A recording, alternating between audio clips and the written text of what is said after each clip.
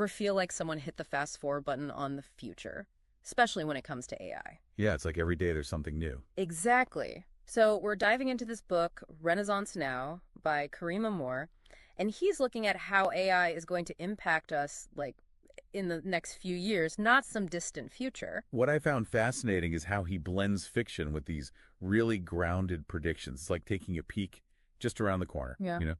And it gets pretty wild. Right. He talks about this quantum leap that's happening. We hear about AI, we hear about quantum computing, but this book, it connects the dots in a way that makes your head spin. It's that link between AI and quantum computing that people don't always get. Yeah. They're both advancing way faster than most realize, but Amor lays it all out so clearly. And one thing that really caught my attention, he talks about room temperature superconductors. Okay, I know, sounds kind of Oh, technical. it's huge. Imagine if we didn't need those crazy expensive systems to keep superconductors cold. It would revolutionize everything. AI, even your fridge. Exactly. Think about medical discoveries happening in hours instead of years, or your phone holding a charge for weeks. That's the kind of impact we're talking about. But let's get back to something we can all relate to: food. Oh, yeah. Amor uses this example of how AI could be used to tweak food, but not to make it healthier. Right. He talks about companies potentially using AI to make food more addictive, even if it's less nutritious. Yeah. Like, where do we draw the line? What's ethical? It's a bit of a scary thought. It really makes you think twice, right? What are we willing to trade off for convenience, or even just for a tastier snack? What does better even mean when we're talking about AI engineered food? And it gets even wilder. He introduces this concept of an EPI bracelet. Basically, it's this AI health companion, but it's sleek, stylish, not like some clunky medical device. I love that idea. Imagine having real-time feedback about your body, connecting with a whole community, and really taking control of your health in ways we haven't even thought of yet. It's like having a personal health guru right there on your wrist. It really shows how AI could empower us as individuals. Imagine AI predicting health issues before they even show up, or creating a totally customized diet and exercise plan. Okay, but all this amazing stuff, it makes you wonder about jobs, right? Because AI taking over jobs is a real concern. And Amor doesn't shy away from that at all. In fact, he introduces this group called the Techno-Revolutionary. Yeah, these are people who've lost their jobs because of AI and they're fighting back. It makes you think, what happens in a world where our jobs become obsolete? Even if our basic needs are met, what gives us purpose? It's a question we should all be asking ourselves now. And it's not just happening in one place. Amor portrays this race to develop AI as a global thing. It's not about who gets there first, it's about who gets it right. Ethically, I mean. Absolutely. He talks about teams from Silicon Valley, China, even this crazy underwater lab, all vying for dominance in the AI space, which is a whole other story. It really highlights the need for everyone to be on the same page when it comes to ethics and safety with AI. Otherwise, things could go very wrong very quickly. Yeah, because the alternative is a little unsettling, to say the least. AI being used for mass surveillance, for manipulation, even for warfare. It's not hard to imagine, right? And that's why finding that balance is so crucial, figuring out how to incorporate these incredible advancements into our lives without losing sight of our humanity. Easier said than done, though, right? Especially in a world where we're constantly bombarded with technology. It's like, how do we even begin to find that balance? You know, it's interesting, with all this talk about how AI is going to change everything, and Moore also talks a lot about simplicity and Renaissance now. Kind of unexpected, right? It is. It's like in this world of crazy technology and constant change, there's this pull towards slowing down, appreciating the simple things. Yeah. Human connection, authenticity, that kind of stuff. Yeah, exactly. Like those slow living movements we're seeing. It's about being present, enjoying experiences, not letting technology run our lives. And Amor seems to think that's going to become even more important as things get more advanced. Absolutely. But okay, going back to that global AI race we were talking about, Yeah. there's this whole section about a secret underwater AI lab that's totally wild, like something out of a movie. Yeah. Oh, yeah, we have to talk that. That was one of the most intense parts of the book. What was Amor thinking? Right. So picture this group, like rogue scientists, some tech billionaires, even rumors of organized crime. They build this massive AI research facility on the ocean floor, totally off the grid, developing the most advanced AI in the world. No oversight, no regulations, nothing. It's kind of terrifying, but also really exciting at the same time. And they almost get away with it. It takes this whole team of ethical hackers, scientists, a few unexpected heroes to stop this potentially dangerous AI from being released into the world. It really shows how important it is to make sure AI doesn't fall into the wrong hands. That's why those global regulations, ethical frameworks we talked about, they're so crucial. For sure. And it's not like this is some far off possibility. We're already seeing glimpses of it now, right? Deep fakes, algorithms that are biased, manipulation on social media. It's not hard to imagine how much worse it could get. Exactly. Amor takes those things we're seeing now and basically shows how AI could amplify them. Like imagine this world where you can't even trust what you see or hear because the propaganda is so good, so realistic, or where algorithms are messing with elections, controlling what information people see. It's a scary thought. Mm. So, Which brings us to this character, Walter, who's front and center in the excerpts. right, Walter. So this Walter, he's like the Elon Musk of AI alignment. Big ideas, even bigger wallet, throws down $1 billion with a B on a competition to solve it all. $1 billion. $1 billion. Wow, that's some serious skin in the game. Makes you wonder, what does he know that we don't? Right. Talk about high stakes. Hmm. I mean, forget Exaprize. This is like the whole enchilada, the feat of humanity riding on who wins this thing. So what do you make of it? I mean, using a competition, this whole Walter thing, what does it tell us about the way the novel sees this AI alignment problem? Well, for starters, it screams urgency. Like, this isn't some theoretical debate anymore, it's crunch time. And this Walter character, he's like the embodiment of that, putting $1 billion on the line. Right, like solve this now. Exactly. And the competition format, it suggests a certain worldview, right? That maybe we need this huge concentrated effort, not just academics in their ivory towers, but like the best minds everywhere, all racing to find a solution. So what does Amor suggest we do about it? It feels like we need to be doing something now before it's too late. He doesn't really give any easy answers, but he does offer some really interesting ideas. He talks about this need for a new kind of social contract, one that recognizes just how powerful AI is and puts safeguards in place. Okay, so what would that look like practically? Well, one idea is to create a whole department of AI within governments, like a dedicated agency that's responsible for overseeing everything related to AI, the development, the implementation, the whole thing. So kind of like the FDA, but for AI, making Right. sure it's safe, ethical, all that. Exactly. He also stresses the importance of focusing on AI for good projects, using it to address issues like climate change, poverty, disease. So instead of AI replacing us, it's more about working with us to create a better future, which is definitely a more optimistic way of looking at it, because honestly, all this AI stuff can be a bit overwhelming, you know? I get it. Yeah. But Amor reminds us that we have agency here. It's not like the future is set in stone. We're creating it with every choice we make. That's true. So it's not just about surviving the AI revolution, it's about steering it in the right direction, making sure it benefits everyone. Exactly. And it starts by being aware, asking the tough questions, and having those conversations now. Definitely. So we were talking about AI in our everyday lives, and one thing that struck me in Renaissance Now is how Amor describes a future where AI is not invisible. Like, it's just woven into everything. Right. He gives examples like personalized education, where your lessons adapt to how you learn best in real time, or AI managing traffic, so no more gridlock. Imagine if your commute was cut in half. That would be amazing. Right.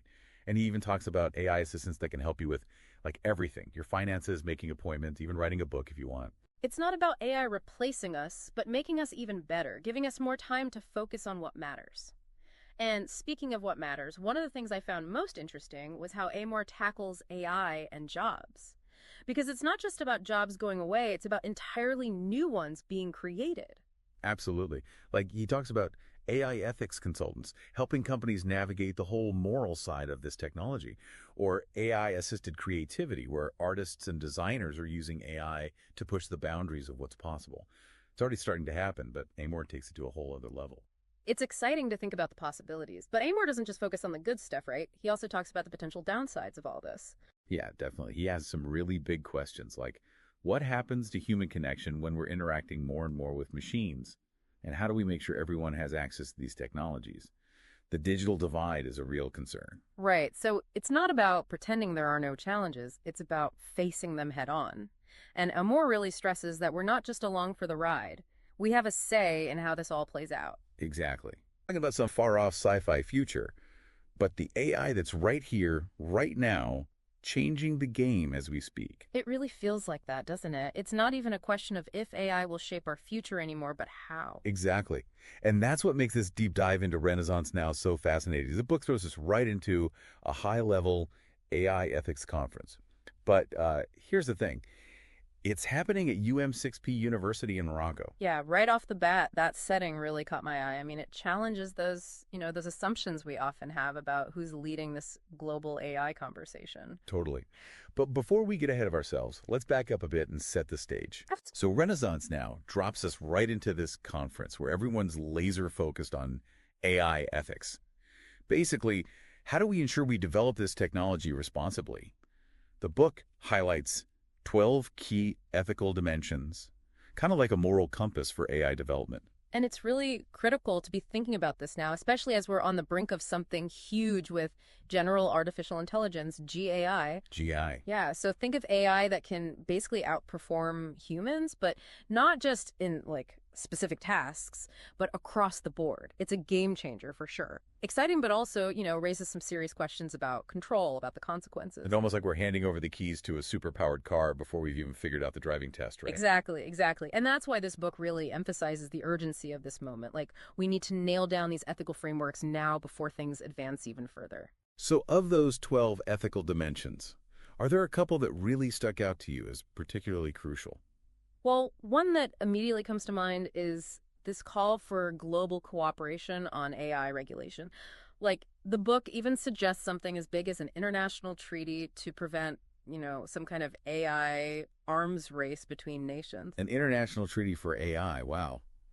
That sounds incredibly difficult to actually pull off. It would be, no doubt. The book uses this really interesting analogy, though, the prisoner's dilemma. Have you heard of that? I have it. So imagine two suspects arrested for a crime, right?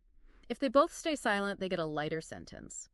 But if one betrays the other, hoping for a better deal, it actually backfires on both of them. They end up with harsher sentences because they couldn't cooperate. And this is kind of what could happen with AI, where each country might be tempted to prioritize its own advancements without, considering that global impact. It's a powerful analogy, that's for sure. It really drives home why global cooperation here is so important, even if it's, well, incredibly hard to achieve. Right. And that leads to another really crucial ethical dimension, fairness. We really need to ensure that AI governance doesn't just end up widening the gap between the haves and the have-nots. So it's about building an AI-powered future that actually benefits all of humanity, not just a select few. Absolutely. I love that. And it makes me think about this really interesting setting that the book uses, UM6P University in Morocco. Why is this university the backdrop for such a crucial global discussion on AI? Well, that's where things get even more interesting. UM6P itself represents a really fascinating shift in the global landscape, a shift that I think Renaissance Now is trying to highlight. You mean it challenges our assumptions about where innovation is happening?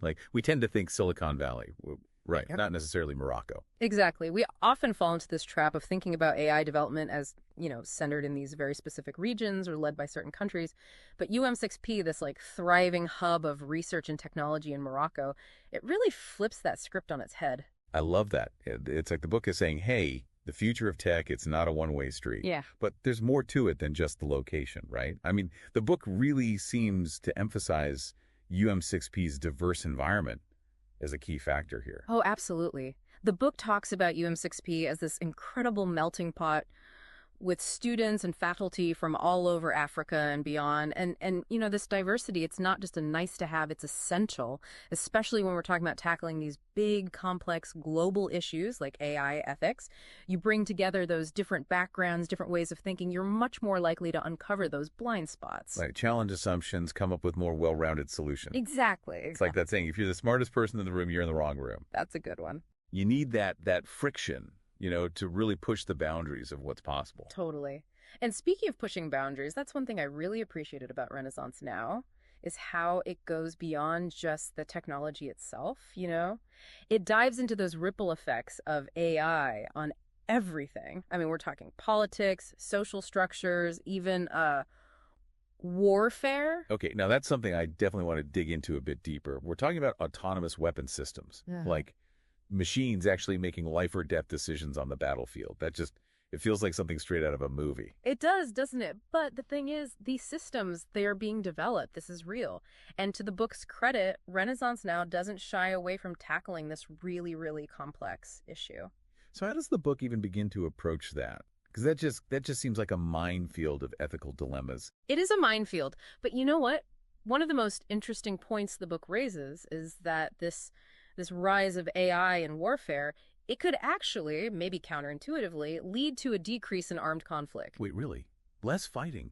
Because of more advanced weapons? How does that work? It's fascinating. The book suggests that as AI systems become more sophisticated in analyzing data and predicting outcomes, they might be able to actually deter conflict before it even begins. So imagine a future where AI can accurately predict, like with a high degree of certainty, the devastating consequences of war for everyone involved. Wouldn't that make nations think twice about, actually engaging in armed conflict? If we're going to figure out this whole AI in warfare thing, it can't be a free-for-all. We need shared ethical frameworks, we need transparency, Yeah. regulations, a real commitment to using this technology responsibly. Stakes are high. Incredibly high. But, to be fair to Renaissance Now, it's not all doom and gloom. The book definitely explores the potential benefits of AI as well. Right. The good stuff. What does the book highlight as, like, the most promising areas where AI could really make a difference? Well, one area that really stands out is medicine. We're already seeing AI being used to diagnose diseases way earlier, like even more accurately than traditional methods. And not just that, developing personalized treatments, accelerating drug discovery. I mean, the potential here is huge. It could revolutionize healthcare as we know it, make it more effective, more accessible, and hopefully more affordable for, well, everyone. Okay, now that's the kind of future I want to be a part of. And it makes me think about that idea, of AI not necessarily replacing us, but actually augmenting us, making us better. Absolutely. AI has the potential to help us solve some of the biggest challenges we're facing. Climate change, poverty, you name it. But it all comes back to this, how we choose to develop and use this technology. So it's not just about preventing some dystopian AI future. It's about actually creating a future where AI helps us become the best versions of ourselves. Exactly. And what's interesting is that Amor doesn't really frame AI as this like inherent threat to what it means to be human. He actually sees it as this catalyst for human evolution. That's a bold statement. How does he back that up? He argues that by confronting these big, hairy ethical questions that AI throws at us, we're actually being forced to evolve. Intellectually, morally, maybe even spiritually. I mean, we have to look in the mirror, right? Examine our values, our assumptions about the world, even our place in the grand scheme of things. AI is making us define what it means to be human in this whole new light. It's like AI is holding up a mirror to humanity, Uh-huh. forcing us to take a long, hard look at ourselves and say, okay, who are we? Where do we go from here? Exactly. And this is where I think Amor's optimism really shines through. He sees this as a huge opportunity, a chance to hit the reset button, re-examine our priorities, challenge those old ways of thinking, and really chart a new course for ourselves and for future generations. And in that course, technology serves humanity, not the other way around. That is a powerful message. And, it's funny because that message feels even stronger given where this whole conversation is taking place in the book, right? Mm-hmm. At UM6P, this hub of innovation in Africa, it becomes this symbol of hope, a testament to what's possible when we embrace collaboration and shared responsibility. I completely agree. And honestly, that's what makes Renaissance Now so compelling. It's not just a theory, it's a call to action. Amor is challenging us, scientists, policymakers, everyday people, to get involved in this conversation. The future of AI, it's not written yet. We're not just bystanders in this, are we? We get to make choices that really matter. Yeah. So, to wrap things up, if AI is pushing us to rethink our place in the world, what does that say about being human in the age of intelligent machines? The huge question that Renaissance Now leaves us with, and one that I think will stay with us long after we finish this conversation. So we've talked about the challenges, the potential, the what-ifs, but I'm curious, what's the takeaway for you? What's Amor's vision? Like, how do humans and AI not just coexist, but really thrive together in the future? Well, Amor seems to really put his faith in this idea of responsible AI. Okay. And what does that actually look like in practice? So it's not just about, building smarter machines. It's about building ethics into every single step of the process. Which takes us back to those 12 ethical dimensions, right? Yeah. Those weren't just like some abstract ideals. Definitely not. Amor really sees them as the guiding principles for how we navigate this new world we're creating.